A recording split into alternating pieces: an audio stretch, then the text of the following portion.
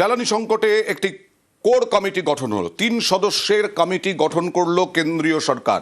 3 সদস্যের, এর আগে ইরানের উপ বিদেশমন্ত্রীর সঙ্গে বিদেশমন্ত্রী জয়শঙ্কর বৈঠক করেন, আর আজকে 3 সদস্যের কোর কমিটি, 3 সদস্যের 3 মন্ত্রীকে দায়িত্ব দেওয়া হলো জ্বালানির সংকট মোকাবিলায় মন্ত্রী গোষ্ঠী গঠন। 3 মন্ত্রীর কমিটি তৈরি করলো মোদী সরকার।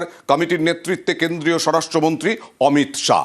কি দেখবে এই কমিটি, কোন কোন গুরুত্বপূর্ণ বিষয়ের ওপরে নজরদারি করবে, কথা বলবো প্রতিনিধি মৈত্রেয়ীর সঙ্গে। মৈত্রেয়ী, দেখো, এই কমিটি নেতৃত্বে রয়েছেন অমিত শাহ এবং এই কমিটির অন্য আরো 2 সদস্য হলেন বিদেশমন্ত্রী এস জয়শঙ্কর এবং তার সঙ্গে সঙ্গে পেট্রোলিয়াম মন্ত্রী হরদীপ সিং পুরী। এবং এই 3 মন্ত্রীর মধ্যে মূলত বৈঠক হবে, একাধিক রাউন্ড টেবিল বৈঠক এদের মধ্যে ইতিমধ্যেই হয়েছে।